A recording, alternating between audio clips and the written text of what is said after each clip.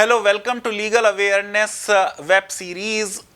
मुझे बड़ी खुशी हो रही है अपने सारे व्यूअर्स और सब्सक्राइबर्स से ये बात शेयर करते हुए कि पिछले साल आज ही के दिन लीगल अवेयरनेस वेब सीरीज़ के 25,000 सब्सक्राइबर्स हो गए थे।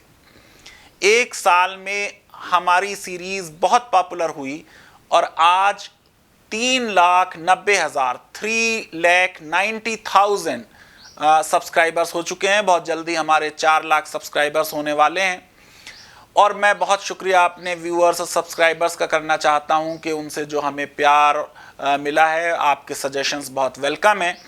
अभी हमने अपना 200वां एपिसोड भी रिकॉर्ड किया क्योंकि freedom of speech and expression law का एक बहुत बड़ा मुद्दा है। आज ही देखिए, अर्नब गोस्वामी की जो एप्लीकेशन थी सुप्रीम कोर्ट में फ्रीडम ऑफ स्पीच के नाम पर कि उनका केस सीबीआई को ट्रांसफ़र कर दिया जाए, वो सुप्रीम कोर्ट ने रिजेक्ट कर दी है।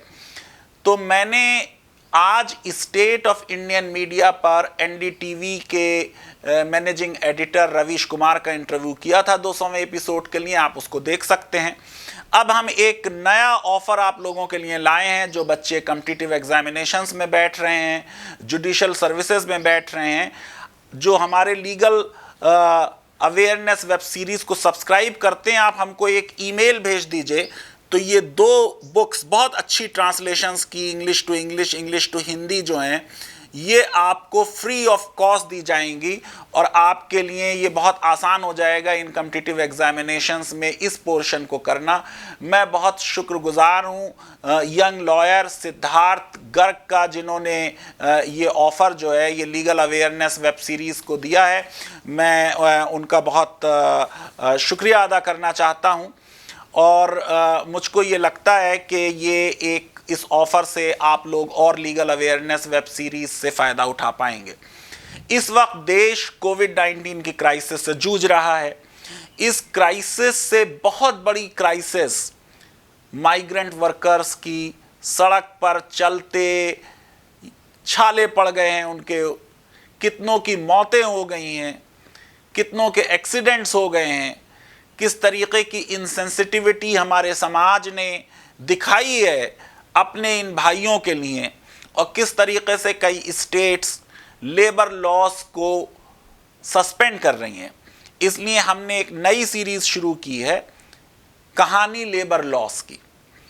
इसमें हम ट्रेड यूनियन के बारे में आपको बता चुके हैं कि किस तरह ट्रेड यूनियन लॉ और लेबर लॉ जो है वो भी एपिडेमिक की कॉन्टेक्स्ट में शुरू हुआ था, जब 13-14 सेंचुरी में ब्लैक डेथ प्लेग फैला, जिससे यूरोप का 1/3 लोग मर गए थे, इंग्लैंड में 1/2 लोग मर गए थे। मैंने ट्रेड यूनियन के सिलसिले में इंडिया की कहानी आपको बताई थी, अहमदाबाद टैक्स मिल स्ट्राइक जिसको गांधी जी लीड कर रहे थे, जो प्लेग बोनस के बारे में थी। और आज मैं आपको बता रहा हूं पेमेंट ऑफ वेजेस एक्ट के बारे में, क्योंकि इस सीरीज़ में पहले हम इंडिपेंडेंस से पहले के लेबर लॉस कवर कर रहे हैं। और ये पेमेंट ऑफ वेजेस एक्ट मैंने इसलिए पिक किया क्योंकि देखिए, कल ही मिनिस्ट्री ऑफ होम अफेयर्स ने अपना वो ऑर्डर जो था विड्रॉ कर लिया मार्च 29 का, जिसमें उन्होंने ये कहा था कि जितनी कंपनीज और फैक्ट्रीज के लोग हैं वो अपने सारे वर्कर्स को मार्च की पूरी सैलरी देंगे।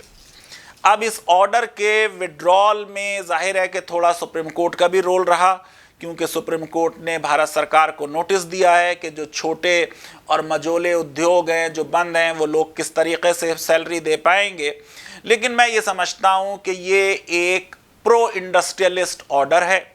इससे वर्कर्स की जो हालत ऑलरेडी ख़राब थी उसमें कोई बेहतरी नहीं होगी और सरकार को करना ये चाहिए था कि इन इंडस्ट्रियलिस्ट को कुछ हेल्प करनी चाहिए थी कि कुछ वेजेस का हिस्सा सरकार को उन्हें दे देना चाहिए था।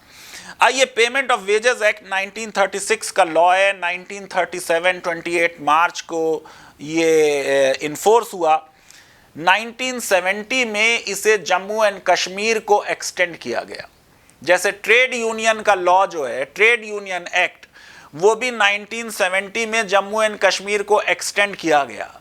ये एक मिथ है कि central laws Jammu and Kashmir में ज़्यादातर इन्फोर्स नहीं है। मैं कितने ऐसे अहम लॉज के बारे में बता सकता हूं जो कश्मीर में 5 अगस्त 2019 से पहले यानी 370 के डाइल्यूशन से पहले भी एप्लीकेबल थे। हम जिन लॉज को चाहते थे हम एप्लीकेबल बना देते थे, जिनको हमने नहीं चाहा हमने एप्लीकेबल नहीं बनाया।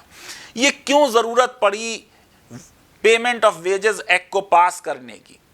इसकी ज़रूरत इसलिए पड़ी कि wages industrialist, factory owners, establishment owners time पर नहीं देते थे। कभी हफ्ते में दे दी, कभी 10 दिन में दे दी, कभी 20 दिन में दे दी। बहुत ज़्यादा फाइन वर्कर्स पे लगाते थे और सैलरी से काट लेते थे, तो जो उनको टेक होम सैलरी मिलती थी वेजेस वो बहुत कम हो जाते थे। फिर बहुत से उनके मेडिकल एक्सपेंसेस, इंटरेस्ट, एजुकेशन के खर्चे वो काट लेते थे। कभी कैश में दे देते थे, कभी काइंड में दे देते थे, वर्कर को कुछ पता नहीं होता था। इतने बुरे हालात थे कि ख़ास तौर से टेक्सटाइल मिल के बारे में आपको बताऊं कि अगर वर्कर मिल में कपड़ा बनाते में कोई कपड़ा ख़राब हो गया तो वो ख़राब हुआ कपड़ा वर्कर्स को दे दिया जाता था और उनकी वेजेस में से होलसेल सेलिंग प्राइस उस सही कपड़े का डिडक्ट किया जाता था। ये जुल्म हो रहा था, इसलिए ये इस एक्ट की ज़रूरत पड़ी थी। अगर वर्कर एक दिन एब्सेंट होता 2 दिन उसकी वेजेस काट ली जाती। इसका मतलब वेजेस अनसर्टेन थी in regard to time and amount. इसलिए 1925 में एक प्राइवेट मेंबर बिल इंट्रोड्यूस हुआ कि वीकली वेजेस दी जाए, लेकिन यह पास नहीं हो पाया क्योंकि असेंबली जो थी वो डिसॉल्व हो गई। फिर रॉयल कमीशन ऑफ लेबर बना, उसने रिकमेंडेशंस दी और पेमेंट ऑफ वेजेस एक्ट पास हुआ। इस पेमेंट ऑफ वेजेस एक्ट को 2005 में मनमोहन सिंह की यूपीए सरकार ने अमेंड किया और उसके बेनिफिट्स को एक्सटेंड कर दिया, प्रोटेक्शन को ज़्यादा इफेक्टिव बना दिया और वेज लिमिट का जो कवरेज था वो 1600 रुपीज़ से बढ़ाकर 6500 तक कर दिया। यानी 6500 तक के वेज पाने वाले वर्कर्स पर यह लॉ लागू होगा। 2007 में मनमोहन सिंह की सरकार ने फिर से अमेंडमेंट किया और इसको फर्दर 6500 से 10,000 बना दिया। देखिए, इसीलिए मैं कहता रहा हूं कि जो यूपीए की सरकार थी उसकी बहुत सी बुराइयां हो सकती हैं, लेकिन एक लॉ के और कॉन्स्टिट्यूशनल लॉ के टीचर की हैसियत से जब मैं देखता हूं तो मुझे ये लगता है कि उस सरकार में काफ़ी इंटाइटलमेंट्स क्रिएट किए, काफ़ी एक राइट्स रिजीम इनॉग्रेट की। पेमेंट ऑफ वेजेस एक्ट का ख़ास मकसद ये था कि वर्कर्स को वेज प्रोवाइड की जाए इन particular form at regular interval without unauthorised deductions. Regular time पे सैलरी मिलनी चाहिए। मैं ये समझता हूं हर एम्प्लॉयर की ये ड्यूटी है कि वो बिल्कुल टाइम पर सैलरी दे दे। जो लोग टाइम पर सैलरी नहीं दे पाते हैं वो एम्प्लॉयर या उस हेड ऑफ इंस्टीट्यूशंस की मैं समझता हूं बहुत बड़ी गलती है।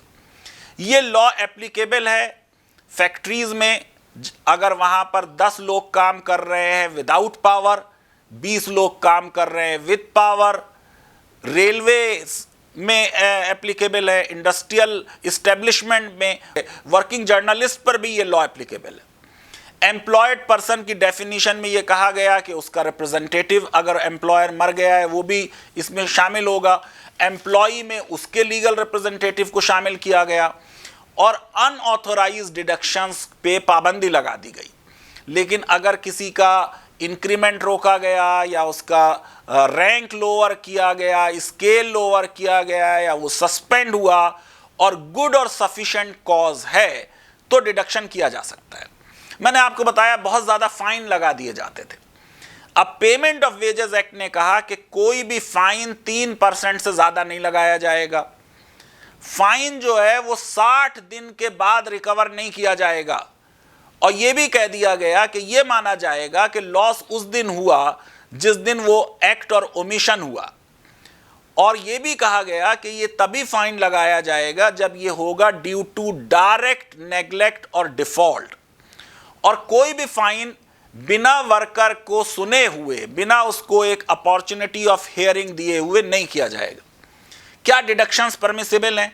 इनकम टैक्स के, housing accommodation, trade union, provident fund, loan and advance, amenities, welfare fund, ये सारे जो होंगे ये डिडक्शंस किए जा सकते हैं। और ख़ास बात ये कही कि भाई एक रजिस्टर बनाया जाए, उसमें कितने वर्कर्स हैं, कितनी वेजेस दी गई, कितने डिडक्शंस हुए, ये सब लिखा जाएगा। अब ये जो यूपी की सरकार और कई और स्टेट्स की सरकार पेमेंट ऑफ वेजेस एक्ट को सस्पेंड कर रही हैं, ये एम्प्लॉयर पे से, इंडस्ट्रियलिस्ट पे से ये लॉ खत्म किया जा रहा है। ये ड्यूटी के टाइम पे वेजेस दोगे, वेजेस में से अनऑथोराइज्ड डिडक्शन नहीं करोगे, ये सारा जो है इसको खत्म किया जा रहा है। और मैं ये समझता हूं ये मुनासिब चीज नहीं है, ये वर्कर्स के इंटरेस्ट को हर्ट करेगी। फिर ये भी बात कही गई कि मोड ऑफ पेमेंट जो होगा वो करंट क्वाइन या करेंसी होगा या दोनों होंगे। बोनस जो है वो लेकिन कुछ स्टेट्स ने अमेंडमेंट कर लिए, वो नेशनल सेविंग सर्टिफिकेट के फॉर्म में दिया जा सकता है। आसाम में, बिहार में, गुजरात में, महाराष्ट्र में, उड़ीसा में एम्प्लॉयर की सेक्शन 3 के तहत रिस्पॉन्सिबिलिटी है कि वेजेस दी जाएं। वेजेस का मीनिंग जो है वो सेक्शन 2 क्लॉज 4 में दिया हुआ है। हर रिम्यूनरेशन, चाहे सैलरी हो, अलाउंसेस हो, अदरवाइज वो काउंट होगी वेजेस में। Over time, holiday, additional remuneration, termination पे जो अमाउंट दिया जाएगा। और देखिए कितना अच्छा लॉ बनाया गया है। अगर कोई एम्प्लॉय टर्मिनेट हुआ है तो आज टर्मिनेट हुआ, कल शाम तक उसको सारी वेजेस दे दी जाएंगी। ये लॉ जो है इसको सस्पेंड किया जाने का मतलब है हम वर्कर्स के प्रति इनसेंसिटिव हैं, वर्कर्स के इंटरेस्ट हमें प्यारे नहीं हैं, हमें इंडस्ट्रियलिस्ट और कैपिटलिस्ट के इंटरेस्ट ज्यादा प्यारे हैं। बोनस भी वेज है, हाउस अकोमोडेशन जो है वो भी वेज का हिस्सा है, पीएफ, ट्रैवलिंग अलाउंस, अगर कोई झगड़ा हुआ उसमें आर्बिटर अवार्ड हुआ, सेटलमेंट हुआ, ग्रेच्युटी। और देखिए prime minister national relief fund, उसका भी अगर पैसा काटा जाएगा वो भी वेज का हिस्सा है। और कभी भी वेज 1 महीने से ज्यादा नहीं बढ़ाई जाएगी, वरना एक टाइम फ्रेम है सेक्शन 5 में। अगर 1000 से कम वर्कर्स काम कर रहे हैं तो वेज 7th डे पे दी जाएगी। 1000 से ज्यादा काम कर रहे हैं तो 10th डे पे दी जाएगी, मैक्सिमम महीने पे दी जाएगी। और फिर आप ये देखिए कि जो हमारी ये सिचुएशन है कंट्री की कि 195 मिलियन वेज अर्नर्स हैं, इसमें 121 मिलियन कैजुअल वर्कर्स हैं। जो वेज वर्कर्स हैं हमारे यहां वो सिर्फ 49% ऑफ वर्क फोर्स है।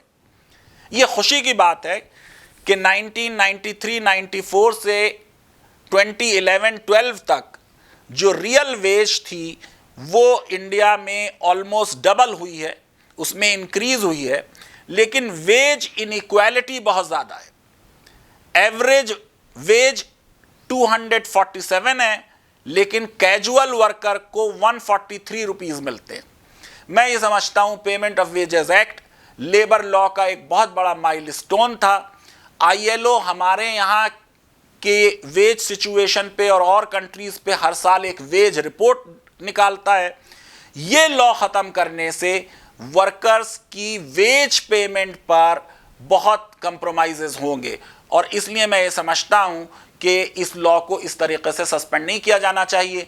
लीगल अवेयरनेस वेब सीरीज़ आपको पसंद आती है तो मेरी रिक्वेस्ट है कि फेसबुक पर और ट्विटर पर आप हमको लाइक करें, हमारे इस चैनल को सब्सक्राइब करें और बेल आइकन को ज़रूर क्लिक करें ताकि जैसे ही हम कोई नया वीडियो बनाएं उसकी आपको इन्फॉर्मेशन मिल जाएगी।